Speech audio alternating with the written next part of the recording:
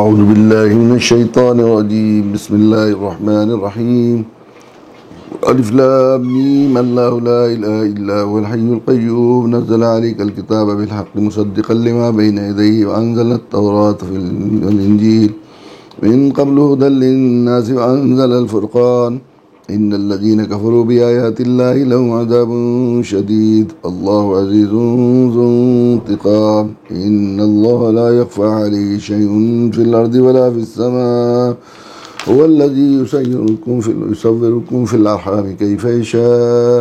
لا اله الا هو العزيز الحكيم.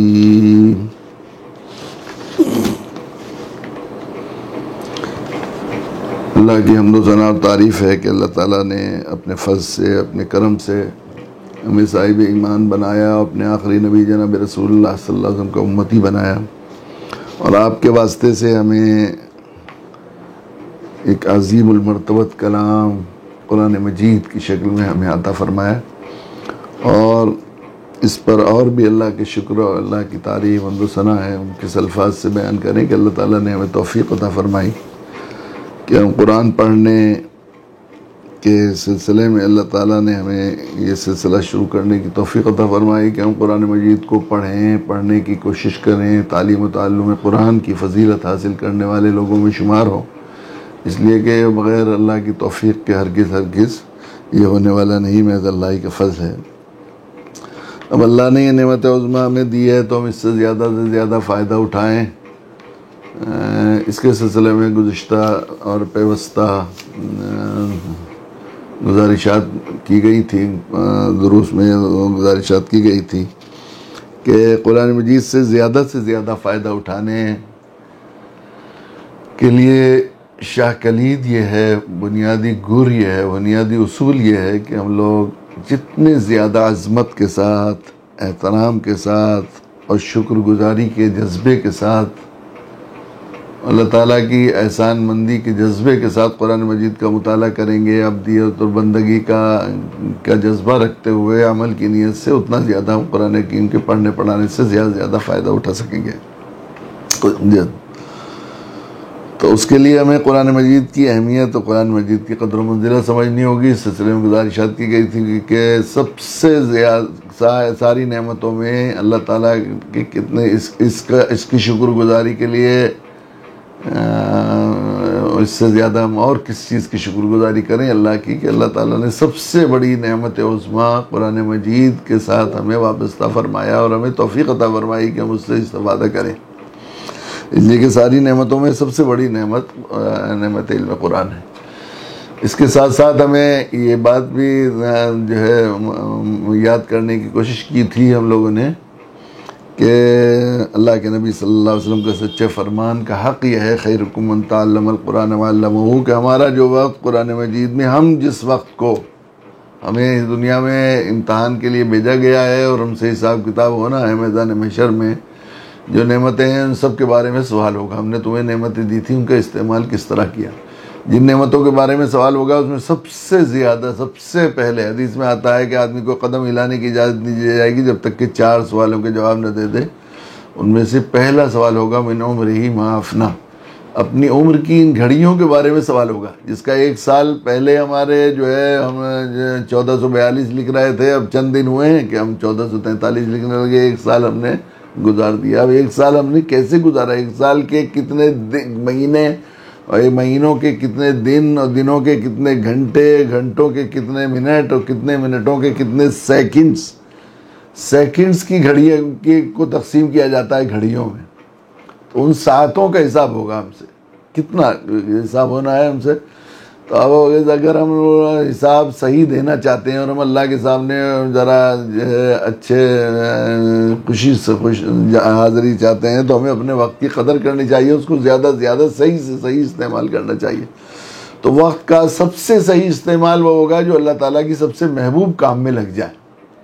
اللہ کے نبی صلی اللہ علیہ وسلم کے اس فرمان کے مطابق خیرکم من تعلم القرآن وعلمہ، وہ لمحات، وہ گھڑیاں ان سے زیادہ اللہ کی مقبولیت حاصل کرنے، اللہ کا قرب حاصل کرنے اور آخرت کا اجر و ثواب حاصل کرنے کے لیے اس سے بہتر کوئی گھڑیاں نہیں ہو سکتی جو ہم نے قرآن مجید پڑھنے پڑھانے میں لگائیں۔ یہ اعلیٰ ترین عبادت ہے. اب یہ عبادت ہے، ظاہر ہے کہ عبادت کے لیے اس سلسلے میں ایک گزارش مزید ابھی ایک کر کے ہم آگے اس سے سبق پڑھنے کی کوشش کریں گے کہ جب ہمیں اللہ کی عبادت سمجھ کر قرآن کو پڑھنا ہے تو عبادت کے سلسلے میں یہ ہے کہ عبادت جب ہی ہوتی ہے، کوئی بھی عمل، اسلام کا بنیادی اصول یہ ہے، ایک بنیادی اصول یہ ہے کہ زندگی کا کوئی کام بھی عبادت بن جاتا ہے جس عمل پر، جس زندگی کے کام پر، جس زندگی کے شعبے پر، جس وقت پر لا الہ الا اللہ محمد رسول اللہ کی مہر لگ جائے. اس لیے کہ لا الہ الا اللہ سرکاری سکہ ہے، سرکاری مہر ہے، اور سرکاری مہر جس سکے پر لگ جاتی ہے وہ سرکاری بن جاتا ہے لا الہ الا اللہ محمد رسول اللہ. یہ جو ہمارے یہاں عبادت کا اصل میں ایک جزوی تصور ہے کہ ہم نماز کو عبادت سمجھتے ہیں، روزے کو عبادت سمجھتے ہیں، ذکر کو عبادت سمجھتے ہیں، تلاوت کو عبادت سمجھتے ہیں، بچوں کے ساتھ رہنے کو عبادت نہیں سمجھتے، کاروبار کرنے کو عبادت نہیں سمجھتے، دوستوں ساتھیوں کے ساتھ ملنے کو، ان کی دلجوئی کو عبادت نہیں سمجھتے، اپنی صحت کے لیے تھوڑی دیر تفریح کرنے کو عبادت نہیں سمجھتے، صحت کی حفاظت و صحت کو بنانے کے لیے سیر کو عبادت نہیں سمجھتے. یہ غلط تصور ہے. اسلامی تصور یہ ہے کہ جو عمل لا الہ الا اللہ محمد رسول اللہ کے سائے میں زندگی گزرے، جو لمحہ وہ عبادت میں گزرا. لا الہ الا اللہ محمد رسول اللہ کے 2 جز ہیں، اس میں کچھ مختصر گفتگو کی گئی تھی کہ لا الہ الا اللہ وہ کام 100% اللہ کی رضا کے لیے ہو، اللہ کی رضا کے لیے بیوی کے منہ میں لقمہ دے رہا ہے اور بیوی کے ساتھ دلجوئی کر رہا ہے، بلکہ اپنی شہوات کی تسکین کر رہا ہے اپنی بیوی کے ساتھ، تو یہ بھی عبادت، حلال سمجھ کر، حرام سے بچ کر، اس کی بیوی کا حق سمجھ کر، اپنا حق سمجھ کر یہ کر رہا ہے. اور نماز اگر اللہ کے علاوہ غیر اللہ کے لیے پڑھ رہا ہے، ریا کے لیے، نام و نمود کے لیے پڑھ رہا ہے، تو ظاہر ہے کہ عبادت نہیں ہے، گناہ ہے. عبادت نہیں، گناہ ہے. تو لیکن اور اس میں یہ ہے کہ لا الہ الا اللہ اسلام کا امتیاز یہ ہے کہ نفی پہلے ہے، لا الہ الا اللہ بعد میں اس بات ہے. یعنی اس میں یہ نہیں ہو کہ اللہ بھی راضی ہو جائے، اس کی گنجائش نہیں، صرف اللہ ہی راضی ہو جائے. اور جس کام کو اللہ کی رضا کے لیے کرنا ہے، ظاہر ہے اسے اس طرح پر کرنا پڑے گا جس طرح اللہ کو پسند ہے. محمد الرسول اللہ، اس پر جو ہے گزشتہ درس میں جو ہے وہ بتایا، عرض کیا گیا تھا، کچھ ایک حصہ اس کا رہ گیا تھا، اس لیے اسے دوبارہ مجھے تکرار کرنے کی نوبت پیش آ رہی ہے کہ محمد الرسول یعنی اس کو اللہ کے نبی صلی اللہ علیہ وسلم کے طریقے پر کرنا پڑے گا. اس لیے کہ اللہ نے ضابطہ طے کہہ دیا ہے قل ان کنتم تحبون اللہ فاتبعونی یحببکم اللہ. اگر تم اللہ سے محبت کرتے ہو تو تم نبی اعلان کر دیجئے کہ تم یہ چاہتے ہو اللہ تمہارے عمل کو محبوب مقبول بنا لے، تو اس کا صرف واحد طریقہ یہ ہے کہ نبی آپ اعلان فرما دیجئے کہ میری پیروی کرو. نبی کی اتباع و پیروی میں جو عمل انجام دیا جائے گا صرف وہی اللہ کو پسند آئے گا، اللہ کے یہاں قابل قبول ہوگا. تو اللہ کے اب ہمیں قرآن مجید سب سے اعلیٰ ترین عبادت ہے، لیکن یہ عبادت تبھی عبادت ہوگی جب نبی کی اتباع و پیروی میں انجام دی جائے گی. اس ضمن میں بات عرض کی گئی تھی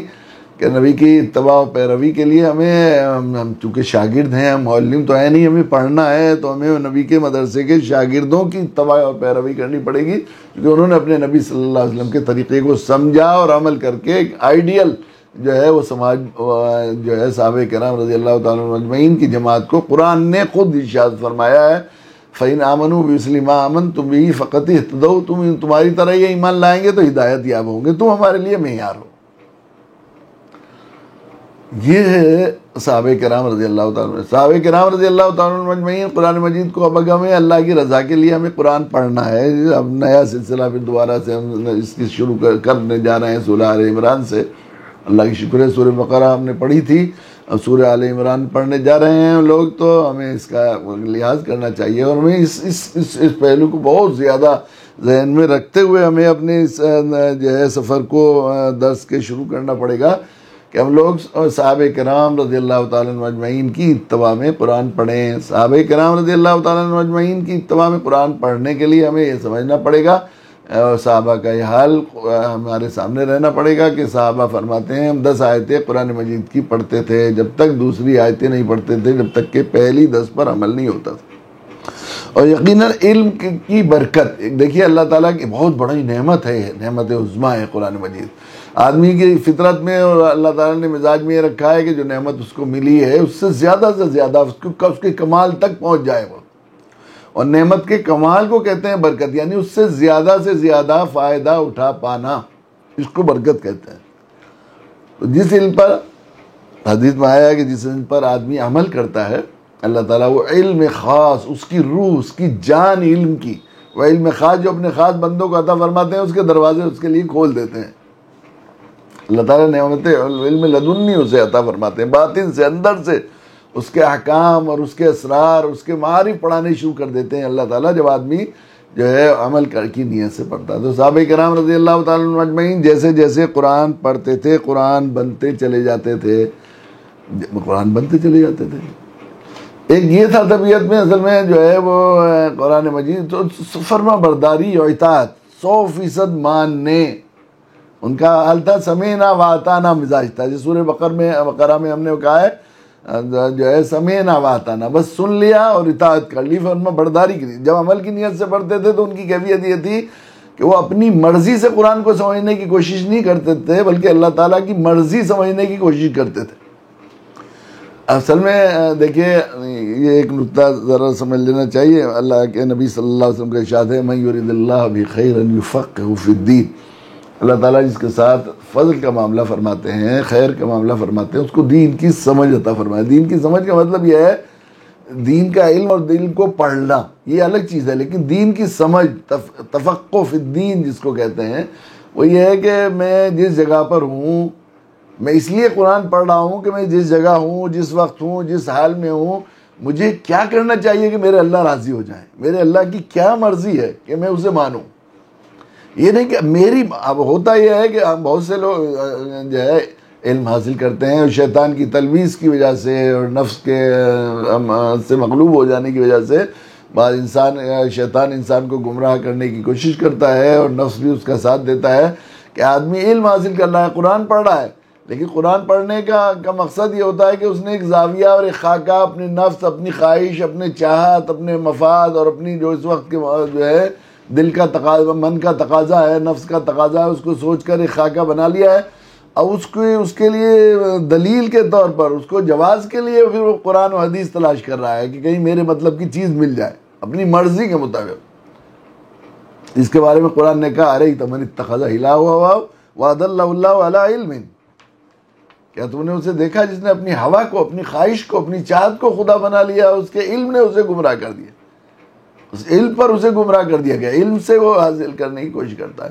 صحابہ کرام رضی اللہ تعالیٰ عنہ اجمعین کا یہ مزاج نہیں تھا۔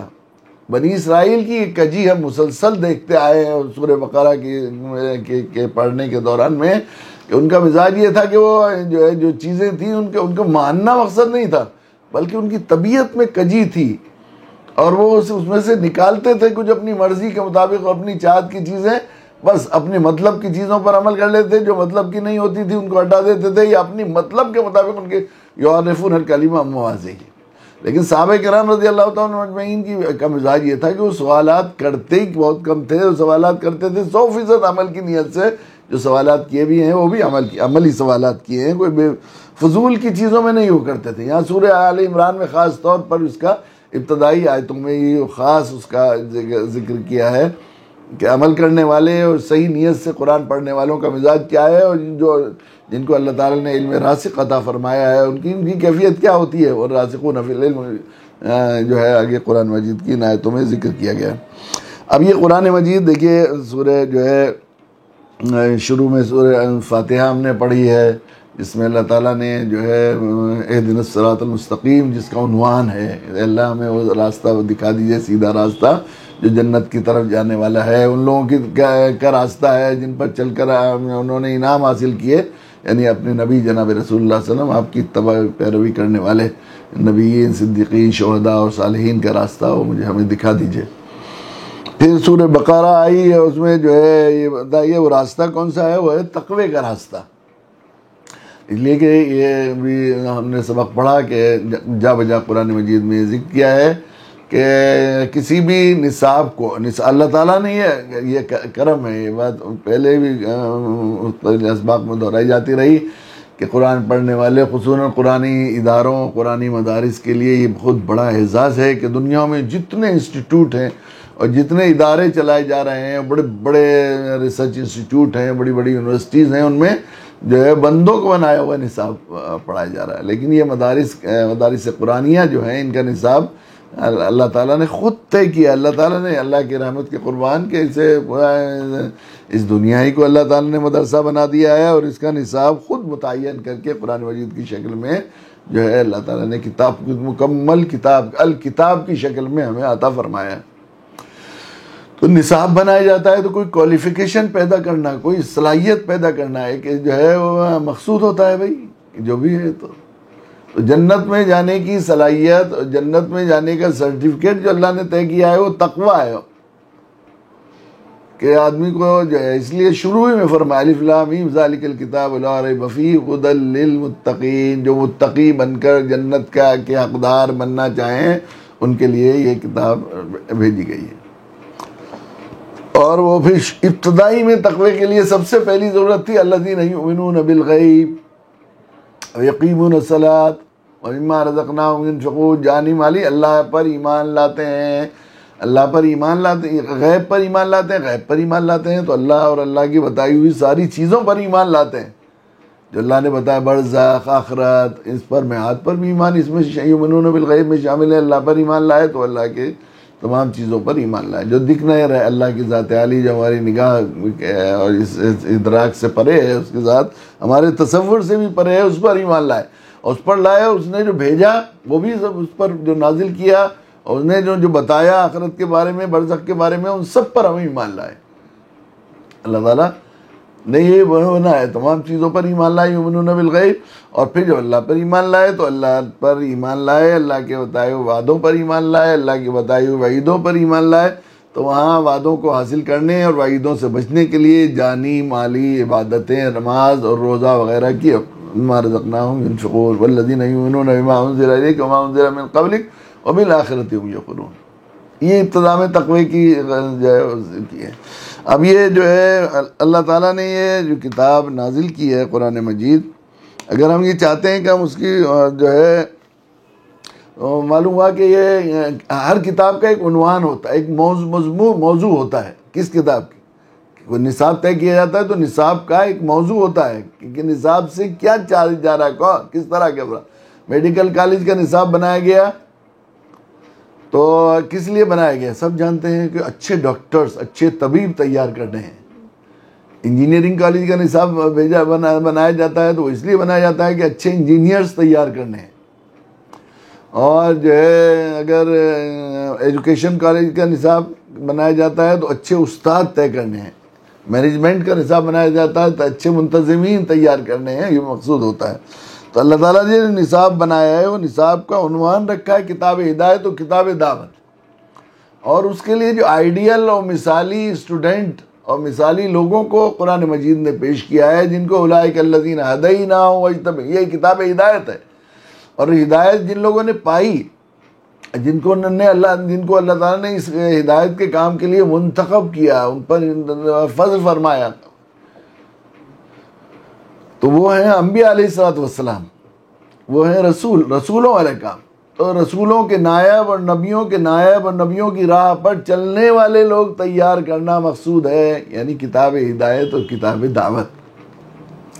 تو اگر ہم واقعی اللہ کی مرضی کے مطابق اس اعلیٰ ترین عبادت کو جو ہم قرآن پڑھنے پڑھانے میں لگائیں گے، اس کو صحیح طریقے سے ہم اللہ کی رضا کے لیے لگانا چاہتے ہیں،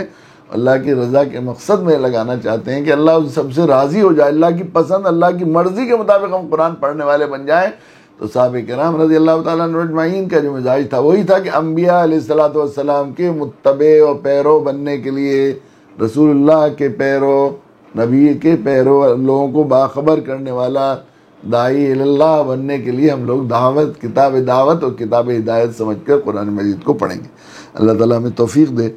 کہ ہم کتاب کے اس نقطے کو سمجھیں. یہ سورہ آل عمران ہے، سورہ بقرہ، سورہ آل عمران تقریباً دونوں جو ہیں وہ ایک طرح سے بالکل دو جوڑے والی صورتیں ہیں، یقیناً اس میں کوئی شک نہیں.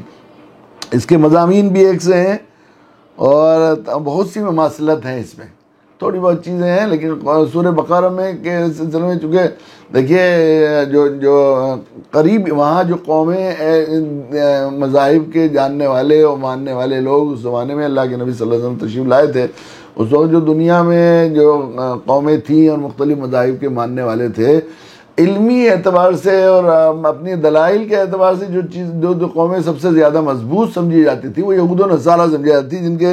دعوے تھے کہ ہمارے پاس کتاب ہے، ہمارے پاس شریعت ہے، ہمارے پاس انبیاء کے حالات ہے، نبیوں کی تاریخ ہے، وہ سب ہے۔ اس کے علاوہ جو دوسرے لوگ تھے، مجوس اور دوسرے وہ لوگ، وہ ایسے تھے کہ ان کی پوری کتابیں، ان کی تعلیمات، وہ کوئی بہت ہی ان کو خود کو بھی نہ اس کی تاریخ کا علم تھا، نہ اس کی چیزوں کا علم تھا۔ یہ دو تھے۔